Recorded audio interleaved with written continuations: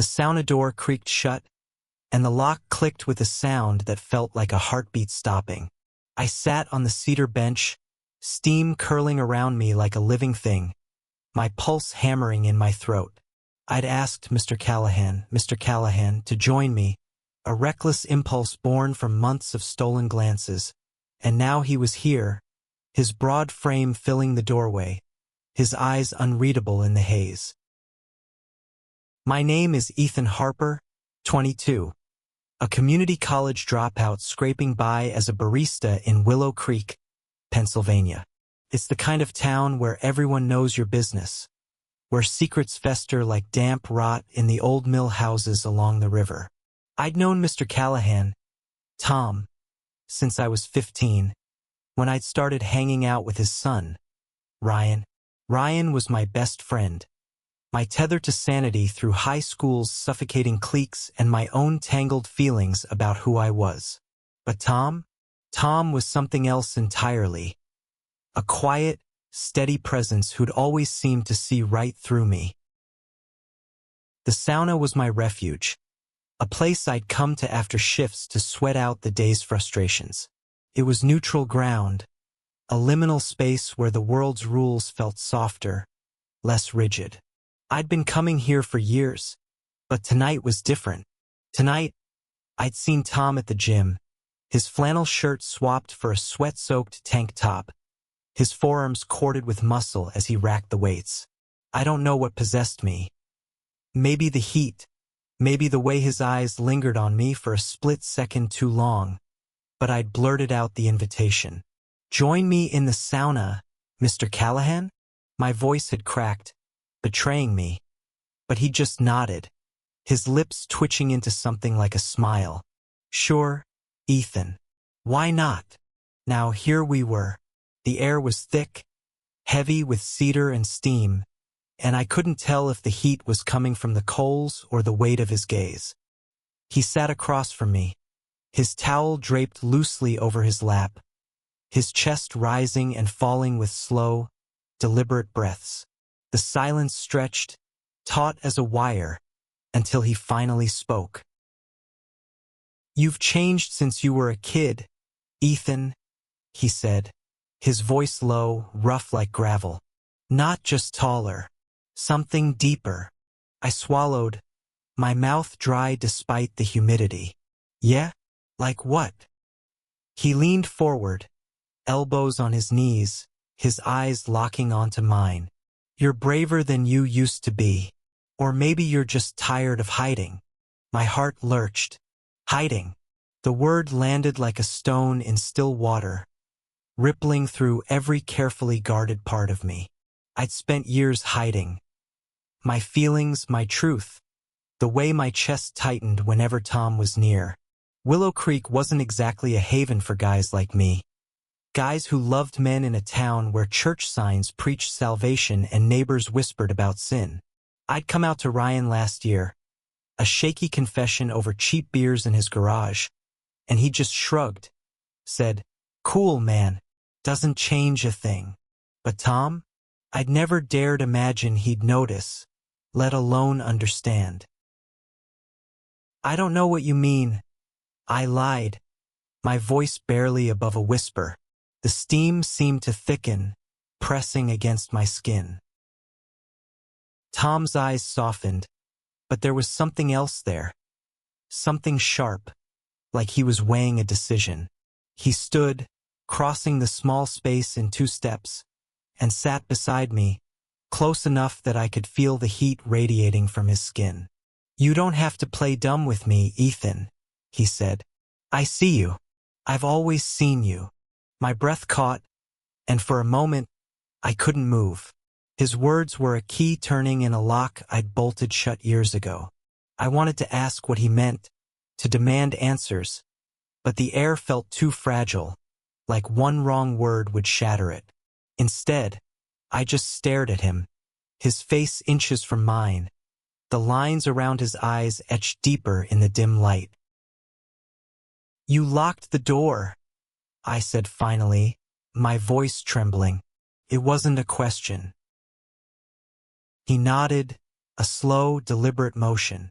Didn't want anyone interrupting us. The words hung there, heavy with possibility. I should have been scared. Scared of what this meant, of what Ryan would think, of what the town would say if they knew. But in that moment, with the steam wrapping us in its cocoon, I wasn't scared.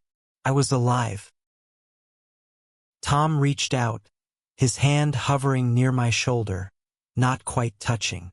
"Tell me if I'm reading this wrong," he said, his voice barely audible. "Tell me to leave and I will." I didn't tell him to leave. I didn't say anything.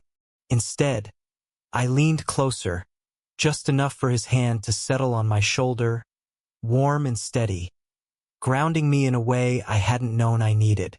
The sauna's heat was nothing compared to the fire in my chest, the reckless, desperate need to close the distance between us. And then the door rattled. Someone was trying to get in. The rattling of the door snapped us apart like a rubber band breaking. Tom's hand dropped from my shoulder, and my heart slammed against my ribs.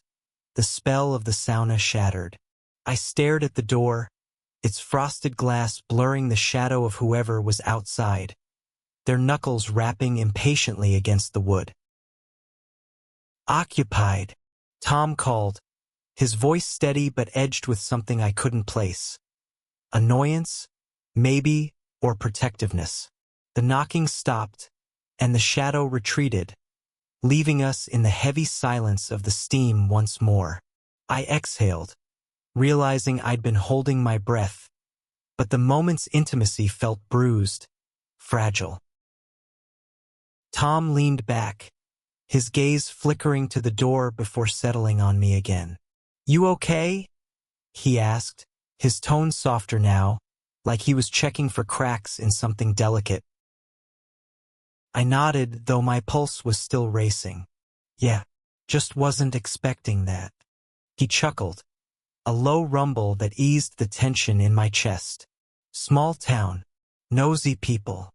Willow Creek's gym was a hub for locals, a place where retirees swapped gossip and high school jocks flexed for each other. The sauna, though, was usually empty this late, which was why I'd felt safe inviting Tom here. Safe enough to let my guard down, to let myself want something I'd barely admitted to myself. But that knock reminded me how thin the walls were, how easily whispers could spread. I shifted on the bench, the cedar creaking under me. "What are we doing, Tom?"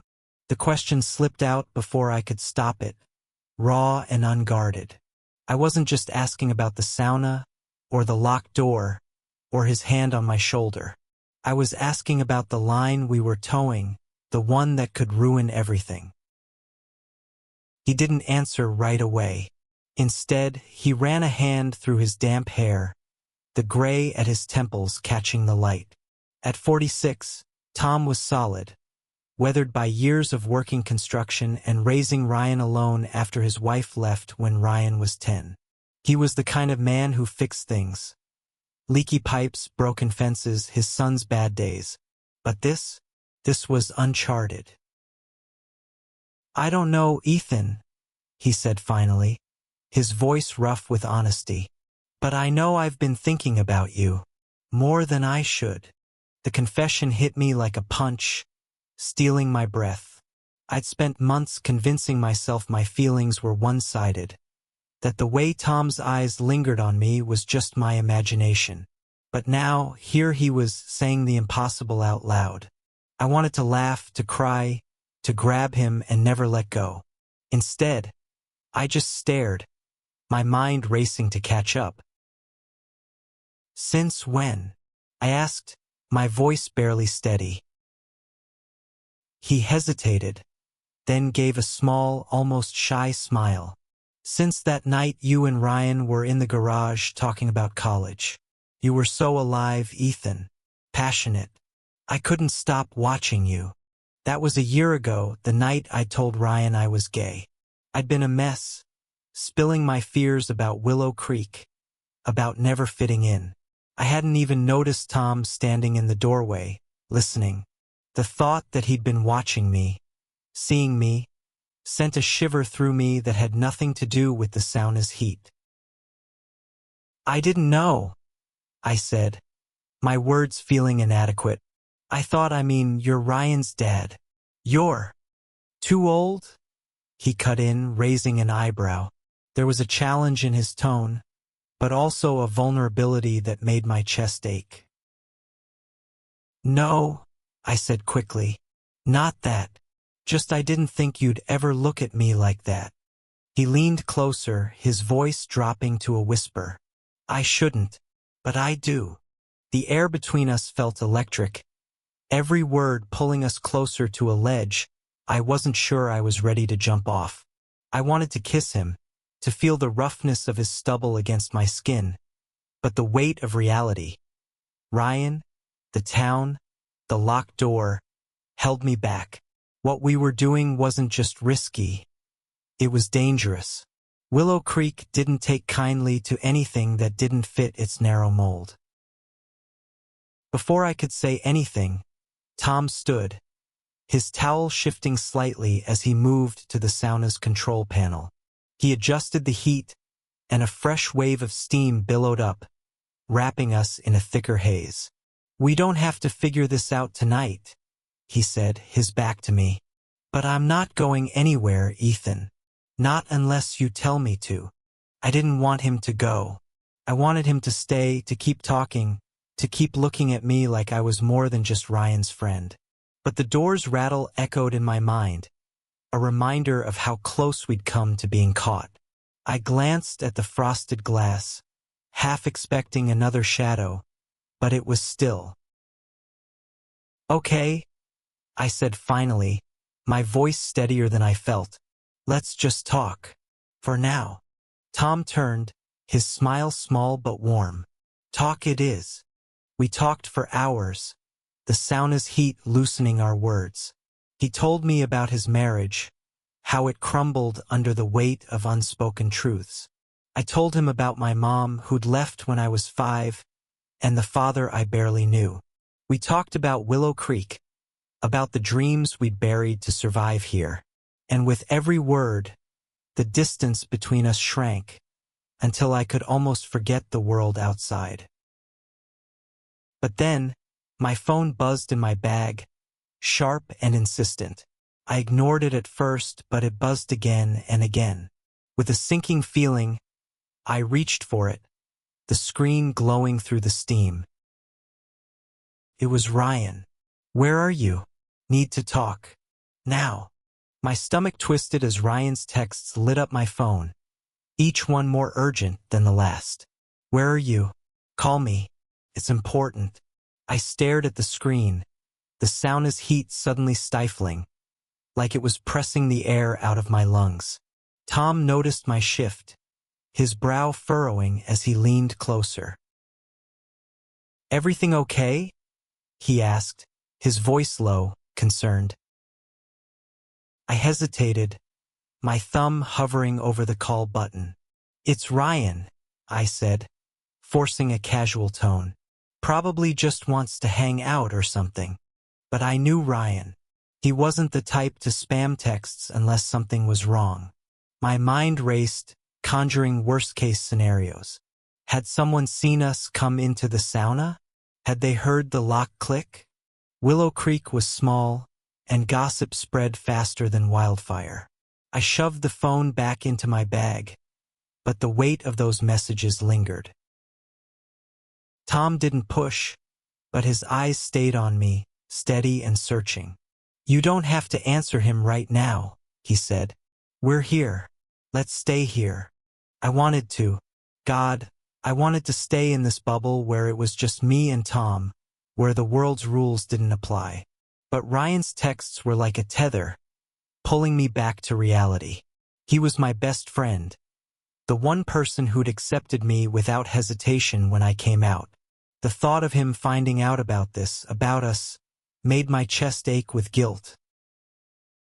"I should check on him," I said, standing, my towel slipping slightly as I moved.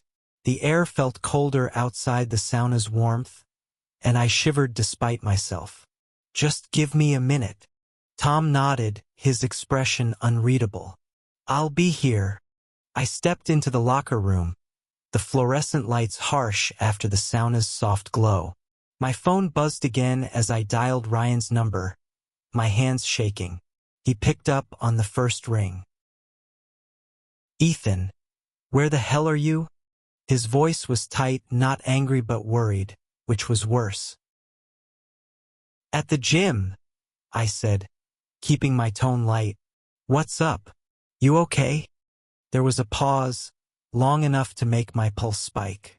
"I need to talk to you. In person. Can you come to the house? Now?" I glanced back at the sauna door, picturing Tom waiting inside. "It's kinda late, man. Can it wait?" Another pause. "It's about my dad." My heart stopped. I gripped the phone tighter, my voice barely steady. "What about him? Just come over, okay? I can't do this over the phone." He hung up before I could respond, leaving me staring at the screen, my mind spiraling. Did he know? Had someone seen us? I tried to rationalize it. Maybe it was something else, something unrelated, but the knot in my stomach told me otherwise. Back in the sauna, Tom was still on the bench, his posture relaxed but his eyes sharp as I stepped inside. "Everything all right?" he asked, and I could tell he was reading me, picking up on the tension I couldn't hide. "Ryan wants me to come over," I said, sitting beside him, closer than before. "Says it's about you." Tom's jaw tightened, just for a second, before he forced a smile. "Probably just worried I'm working too hard again. Kid's got a heart bigger than he lets on." But his tone didn't match his words, and I knew he was as uneasy as I was. We sat in silence for a moment, the steam swirling around us, heavy with unspoken questions. I wanted to ask if he'd ever felt this way before, if he'd ever risked everything for someone like me. But the words stuck in my throat, tangled with fear. "I should go," I said finally, standing again. He sounded off. Tom nodded, but as I moved toward the door, he caught my wrist, his grip gentle but firm. "Ethan," he said, his voice low, urgent. "Whatever happens, you don't owe anyone an explanation. Not Ryan, not this town. You hear me?" His words were a lifeline, anchoring me against the panic rising in my chest. I nodded, unable to speak, and slipped out of the sauna, the cool air of the locker room hitting me like a slap. I changed quickly, my hands fumbling with my clothes, and headed out into the night. Willow Creek was quiet, the streets lit by flickering sodium lamps. Ryan's house was a 10-minute walk, but it felt like miles, each step heavy with dread. When I got there, the porch light was on, and Ryan was waiting outside, pacing like a caged animal. His face was pale, his eyes red-rimmed, and I knew instantly that something was wrong. Really wrong. "Ethan," he said, his voice breaking as he saw me. "I found something. In Dad's room." My stomach dropped. "What?" He pulled out his phone, his hands shaking as he opened a photo. It was a letter, handwritten, tucked into an old book. The words were blurry, but I could make out enough. "Tom, I've loved you for years. I know it's wrong, but I can't stop." "Who's it from?" I asked, my voice barely a whisper. Ryan's eyes met mine, and I saw something I'd never seen in him before: fear. "It's from a guy, someone he knew years ago." The world tilted under me. Tom had a past, a secret he'd kept buried, just like me. And now Ryan knew. The letter trembled in Ryan's hand, the phone screen casting a harsh glow on his face. I stood frozen on the porch, the night air biting at my skin, my mind reeling from the words I'd glimpsed. Tom had loved a man. Years ago, before me, before this moment in the sauna that had turned my world upside down. Who is he? I asked again, my voice hoarse. I wasn't sure I wanted the answer, but I needed it like a bandage ripped off a wound. Ryan shook his head, shoving the phone back into his pocket. I don't know. The letter wasn't signed. Just some guy he knew in college, I think. Before Mom. He paced again, his sneakers scuffing the weathered wood of the porch. Why didn't he tell me? Why'd he hide this? I wanted to say something comforting, to tell him it was okay, but my own heart was pounding too hard. Tom's secret wasn't just his, it was mine now, too. The sauna, the locked door, his hand on my shoulder. It all felt heavier, more real, knowing he'd carried this part of himself in silence for decades. Ryan, I started, my voice shaky. Maybe he didn't know how to tell you. This town, it's not exactly welcoming. He stopped pacing, his eyes snapping to mine. You knew, didn't you? You're not surprised. The accusation hit like a slap. I opened my mouth to deny it, but the lie wouldn't come. Ryan knew me too well, could read the truth in my hesitation. His face crumpled, a mix of betrayal and confusion. Ethan, what the hell's going on? Why are you acting like this isn't a big deal? It is a big deal, I said, stepping closer, my hands raised like I was calming a spooked animal. But it's not something to be ashamed of. He's still your dad. Ryan's laugh was sharp, bitter. Yeah, my dad who's been lying to me my whole life. And you. He cut himself off, his eyes narrowing. Why'd you call me from the gym? Were you with him? My throat tightened. I could feel the truth clawing its way up, but I couldn't let it out. Not yet. We were just working out, I said, hating how weak it sounded. I saw him there, that's all. Ryan stared at me, his jaw clenched, and for a moment, I thought he'd push harder. But he just shook his head, turning away. I need to talk to him. Alone. Ryan, wait. I grabbed his arm, but he yanked it free, his eyes blazing. Don't, Ethan. Just don't. He stormed inside, the screen door slamming behind him. I stood there, the cold seeping into my bones, my mind a tangle of fear and guilt. I wanted to run back to the gym, to find Tom and warn him, but my feet wouldn't move. Instead, I sank onto the porch steps, my head in my hands, trying to piece together what this meant. Tom had loved a man. The letter proved it, a ghost from his past that had never fully left. And now, I was part of that secret, part of something that could tear Ryan's world apart. I thought of the sauna, of Tom's voice saying, I've always seen you. Had he seen himself in me, too? A younger version, trapped by the same fears? My phone buzzed, and I flinched, half expecting another text from Ryan. But it was Tom. You okay? Heard you left in a hurry. I stared at the message, my fingers hovering over the keys. I wanted to tell him everything. About the letter, about Ryan's anger, about the panic clawing at my chest. But I couldn't do it over a text. Instead, I typed, Can we meet? Somewhere private. His reply was instant. My place. Tomorrow night. Ryan's at his girlfriend's. I exhaled, my breath visible in the cold night air. Tomorrow. I had one day to figure out how to face Tom, how to tell him his secret was out, how to navigate the mess we'd made. But for now, I just sat there, the stars above Willow Creek sharp and unforgiving, like they were watching, waiting for me to break. The next night, I stood outside Tom's house, my heart pounding as I knocked. The door opened, and there he was, his flannel shirt unbuttoned at the collar, his eyes warm but cautious. Ethan, he said, stepping aside to let me in. What's wrong? I followed him into the living room, the familiar space filled with memories of late-night video games with Ryan, of Tom bringing us pizza and pretending not to eavesdrop. Now, it felt like a stage, every word we said carrying weight. "Ryan found a letter," I blurted out, unable to hold it in. "From a guy you knew. He knows you were with someone." Tom's face went still, his hand pausing on the back of a chair.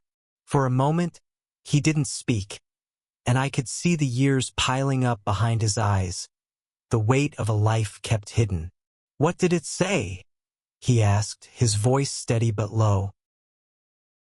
I told him what I'd seen, the fragments of love and longing scrawled in faded ink. He listened, his expression unreadable, and when I finished, he sank into the chair, his hands clasped tightly. "His name was David," Tom said finally, his voice barely above a whisper. "We were in college. I thought I could be someone else back then, but I wasn't brave enough." The pain in his voice cut through me, and I knelt beside him, my hand hovering near his. "You're brave now," I said, my voice shaking. "You're here, with me." He looked at me, his eyes searching, and for a moment, I thought he'd pull away. But then he reached out, his fingers brushing mine, and the world narrowed to just us. Tom's fingers lingered on mine, a tentative bridge between us, but the weight of his words about David hung heavy in the room. The living room, with its worn couch and framed photos of Ryan's childhood, felt too small to contain everything we weren't saying. I wanted to ask more. About David, about what happened, about why Tom had buried that part of himself. But his expression stopped me. It was raw, unguarded, like he'd cracked open a door he'd kept locked for decades. "I never told anyone," he said, his voice rough, his eyes fixed on our joined hands. "Not even Ryan's mom. I thought if I ignored it, it'd go away. But it never did." I swallowed, my throat tight. "And now? With me?" He looked up, his gaze piercing, like he was seeing me for the first time. "With you, it's different. I don't want to hide anymore." The words hit me like a wave, warm and overwhelming. I'd spent so long guarding my own heart, afraid of what it meant to want someone like Tom, older, complicated, tied to my best friend in ways that made this feel like betrayal. But hearing him say he didn't want to hide sparked something reckless in me, something that didn't care about consequences. I leaned closer, my breath catching as our faces drew near. "Then don't," I whispered, and before I could overthink it, I kissed him. It was soft at first, tentative, like we were both testing the water. But then Tom's hand cupped the back of my neck, pulling me closer, and the kiss deepened, urgent and hungry. The world fell away, the letter, Ryan, Willow Creek's judgmental eyes. There was only Tom, his warmth, his strength, the way he kissed me like he'd been waiting years for this moment. When we pulled apart, both of us breathing hard, he rested his forehead against mine. "Ethan," he murmured, his voice thick with emotion. We have to be careful." "I know," I said, but the words felt hollow. Careful wasn't what I wanted. I wanted him, all of him, no matter the cost. But reality was a cold weight, pressing in from all sides. Ryan, the town, the letter that had already cracked open too many secrets. We sat there for a while, his hand still on my neck, my fingers tracing the calluses on his palm. He told me about David, how they'd met in a literature class, how their late-night talks about books had turned into something more, how David had wanted to run away together, but Tom, scared of his family's rejection, had chosen safety instead. The regret in his voice was a living thing, sharp and jagged, and I felt it cut into me, too. "I don't want that for you," he said, his eyes searching mine. "I don't want you to wake up 20 years from now, hiding who you are." "I'm not hiding," I said, fiercer than I meant. Not with you. He smiled, but it was tinged with sadness. You say that now, but this town, it grinds people down. I've seen it. Before I could argue, my phone buzzed again, shattering the moment. It was Ryan, this time with a single text. I'm at the gym. Where's Dad? Panic surged through me. I showed Tom the message, and his face tightened. The warmth from moments ago replaced by something guarded. He's looking for me, he said, standing. I need to talk to him. Let me come with you, I said, grabbing his arm. He's my friend. I can help explain. No, his voice was firm, but not unkind. This is between me and him. I owe him the truth.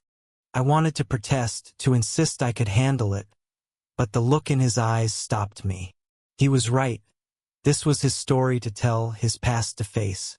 But as he grabbed his jacket and headed for the door, I felt a hollow ache in my chest, like I was losing something before I'd even fully had it. Tom, I called after him. He turned, his hand on the doorknob. Whatever happens, I'm here. He nodded, a small, grateful smile breaking through. I know. The door closed behind him, and I was alone in his house, surrounded by the ghosts of his life. Ryan's old baseball trophies, a faded photo of Tom and his ex-wife, the letter Ryan had found. I sank onto the couch, my head spinning.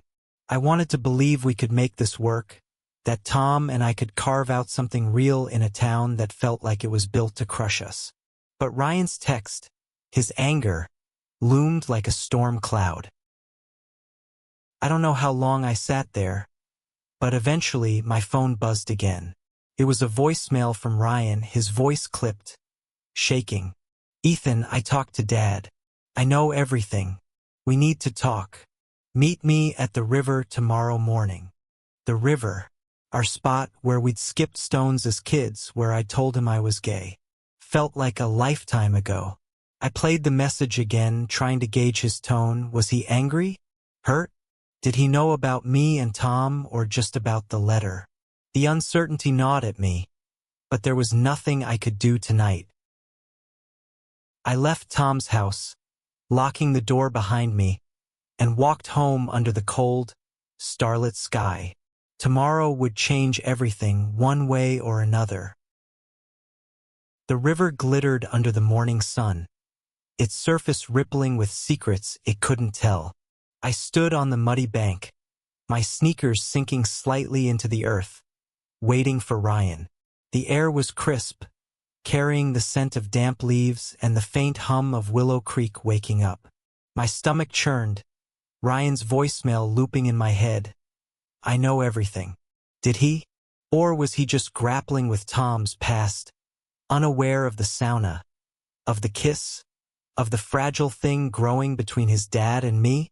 I'd barely slept, my mind tangled with images of Tom's face, his hand on mine, and the letter that had blown everything open. I wanted to call him, to know how his talk with Ryan had gone, but my phone stayed silent. All I had was this meeting, this moment by the river where everything could unravel. Ryan appeared around the bend, his hoodie pulled up, hands shoved deep in his pockets. His face was hard, unreadable, but his eyes were red, like he'd been up all night, too. He stopped a few feet away, not meeting my gaze, staring instead at the water. You didn't tell me you were with him, he said finally, his voice low, cutting. At the gym, in the sauna. My heart sank. He knew. Somehow he knew. Ryan, Don't lie to me, Ethan. His eyes snapped to mine, sharp with hurt. I saw the way he looked at you when he left the house last night, like you were something to him. And then he told me about the letter, about David, about how he's always been this way. Why didn't you tell me you were part of it? I opened my mouth, but no words came. The truth felt too big, too dangerous, like it could break the fragile bond we'd built over years of friendship. I didn't know how, I said finally, my voice cracking. It just happened. I didn't mean for it to. He laughed, a bitter sound that echoed over the river. You didn't mean to lock yourself in a sauna with my dad? You didn't mean to, what, Ethan? Fall for him? The words hit like a punch and I flinched. Fall for him. Was that what this was? Love or something close to it, raw and unformed, clawing its way to the surface? I wanted to deny it, to say it was just a moment, a mistake, but the memory of Tom's kiss burned through me, undeniable. I care about him, I admitted, my voice barely above a whisper. I didn't plan it, Ryan. I swear. He stared at me, his jaw tight, and for a moment, I thought he might hit me. But then his shoulders sagged, and he sank onto a nearby log, his head in his hands. This is so messed up, he muttered. He's my dad, Ethan. My dad. And you're my best friend. I know, I said, sitting beside him, careful to keep some distance. I'm sorry. I should have told you. He didn't respond right away, just stared at the river, its current pulling leaves downstream. He told me everything, he said after a while. About David, about how he loved him but couldn't face it. He said he's been hiding it his whole life, pretending to be someone he's not. And now there's you. The weight of it settled over me, heavy and cold. Tom had come clean, laid himself bare to his son, and I hadn't been there to help him carry it. What did you say? I asked, dreading the answer. I yelled at him, Ryan admitted, his voice thick. Told him he was selfish, that he should have told me years ago. But then I don't know, Ethan. He looked so broken, like he's been carrying this forever. I nodded, my throat tight.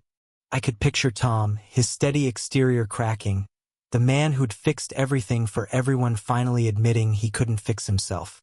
He's still your dad, I said, echoing my words from last night. He loves you.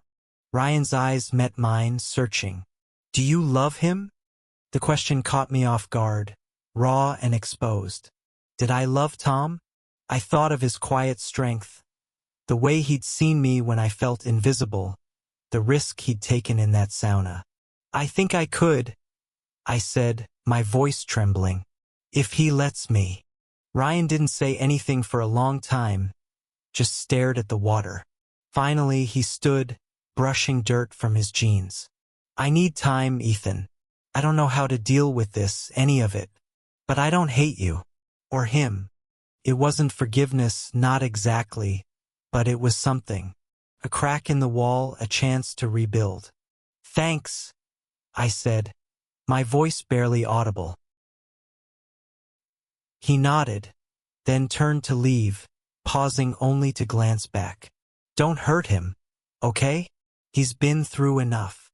I watched him go, the river's murmur filling the silence. I didn't know what came next, how to navigate this, how to balance my friendship with Ryan and whatever was growing with Tom. But for the first time, I felt a flicker of hope, like maybe we could find a way through.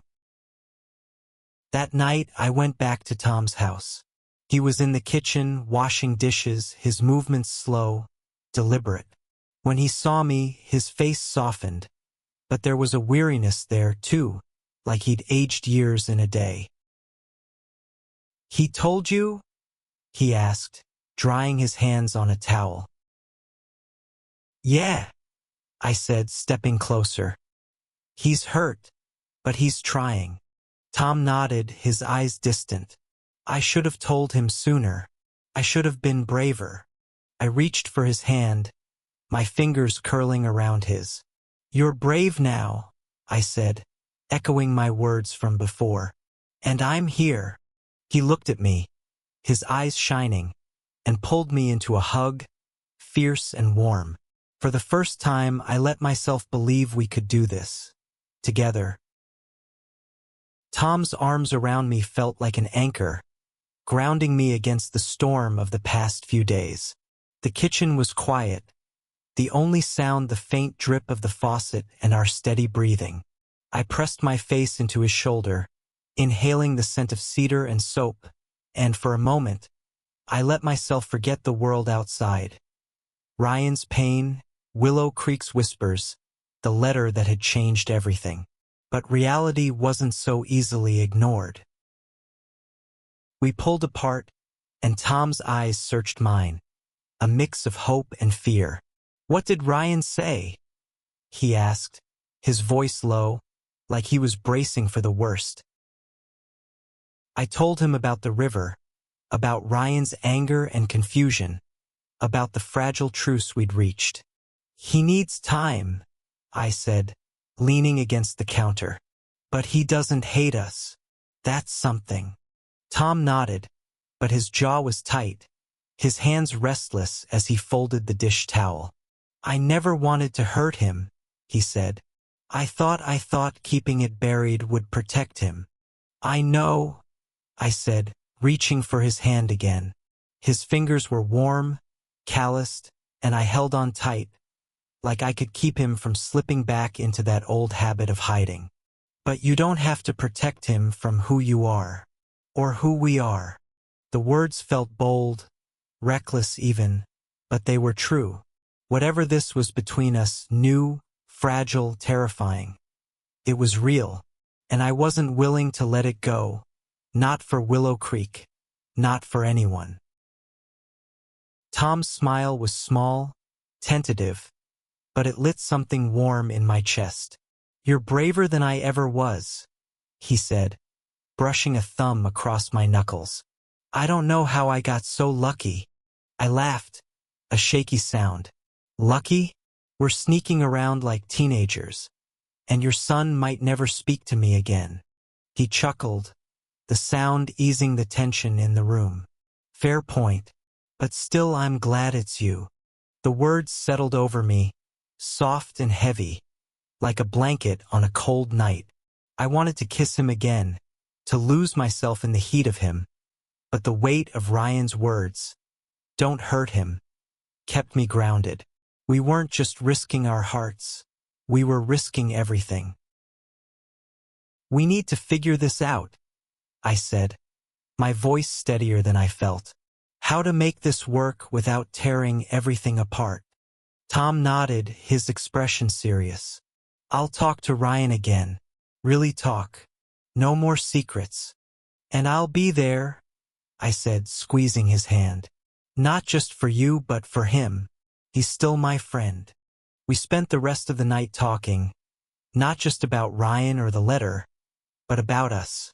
Tom told me about the years he'd spent pushing down his feelings, the guilt that had eaten at him after David, the fear that he'd never be enough for anyone.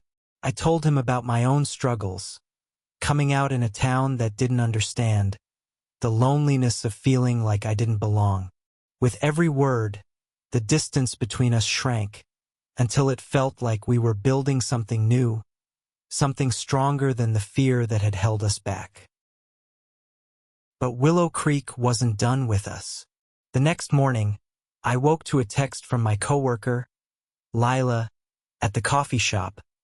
"People are talking. Saw you and Tom Callahan at the gym. What's going on?" My stomach dropped. The gym, the sauna. Someone had seen us or heard something, and now the whispers were starting. I showed Tom the text when I got to his house that afternoon. He read it, his face hardening, and for a moment, I thought he'd pull away, retreat back into the safety of silence. But instead, he set the phone down and looked at me, his eyes fierce. "Let them talk," he said. "I'm done hiding." His words sent a thrill through me, but also a pang of fear. Willow Creek wasn't just nosy, it could be cruel. I'd seen it in the way people shunned Mrs. Larson when her son came out, the way church groups whispered about saving people like me. But Tom's resolve was contagious, and I nodded, my own determination hardening.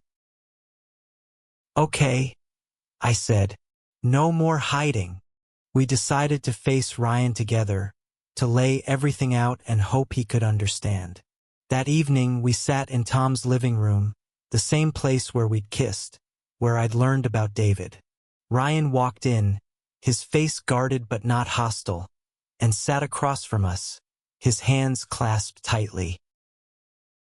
"Dad told me you're together," he said, the words sounding foreign in his mouth. "Is that true?" I glanced at Tom, who nodded slightly, giving me permission to speak. "Yeah," I said, my voice steady. "It's new, and it's complicated, but it's real." Ryan's eyes flicked between us, searching for something. Truth, maybe, or reassurance. "I don't get it," he said finally, "but I'm trying.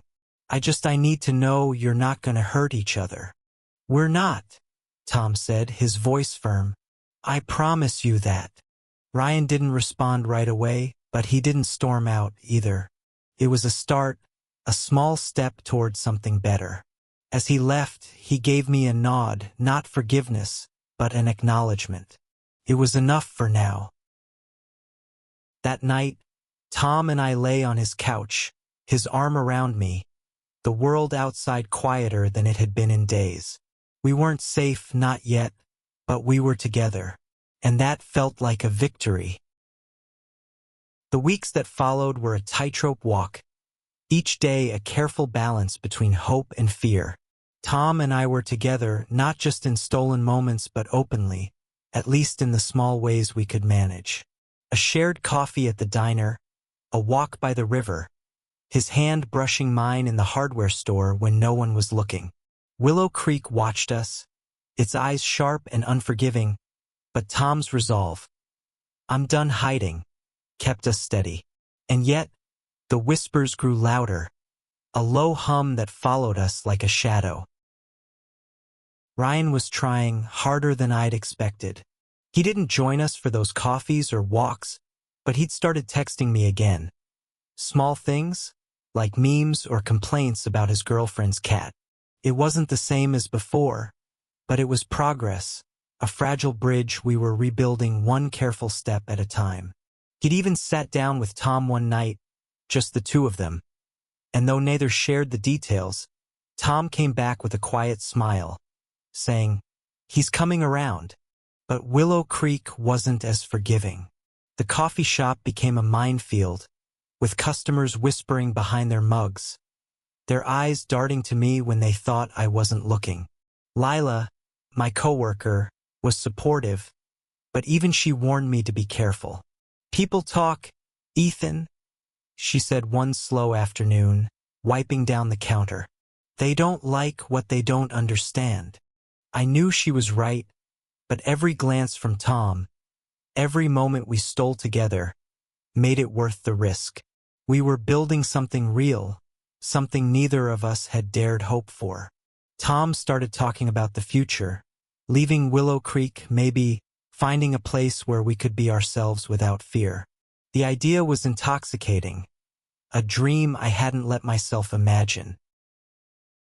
One evening, we sat in his truck, parked at the edge of town where the fields stretched out under a sky bruised with sunset.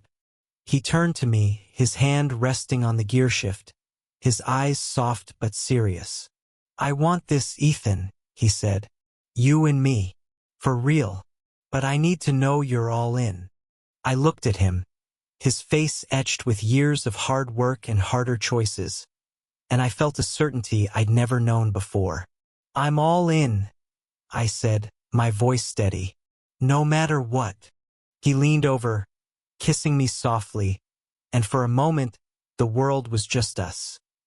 The hum of the truck's engine, the warmth of his lips, the promise of something better. But as we drove back into town, reality crept in.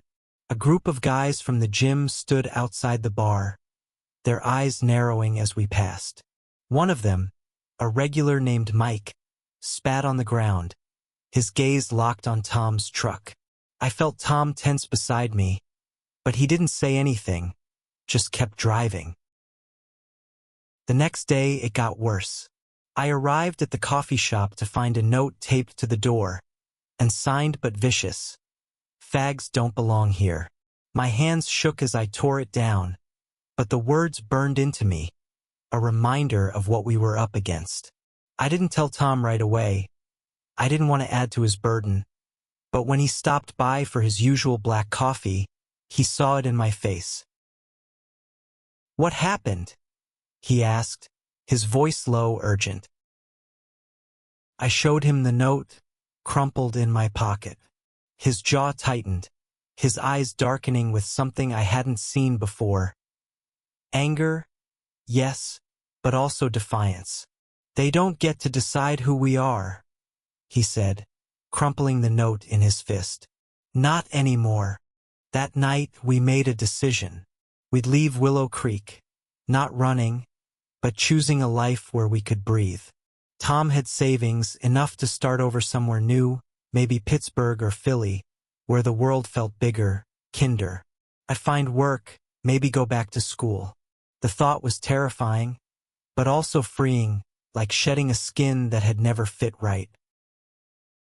We told Ryan the next day, sitting in his living room, the same place where this had all started. He listened, his face unreadable, then nodded slowly. "I don't get it," he said, "but I want you both to be happy. Just don't disappear. Okay?" "We won't," Tom promised, his hand resting on Ryan's shoulder. I saw the love there, the bond that had weathered worse storms than this, and I knew they'd be okay. A month later, Tom and I packed up his truck and drove out of Willow Creek, the town shrinking in the rearview mirror. We didn't know what lay ahead, but we had each other, and that was enough. The road stretched out, open and endless, and for the first time, I felt like I was exactly where I was meant to be. As we crossed the state line, Tom reached for my hand, his fingers lacing through mine. "You ready for this?" he asked, his voice warm, steady. I smiled, my heart full. "Yeah, I'm ready." And we drove on, into a future we'd build together, not hiding, not afraid, but free.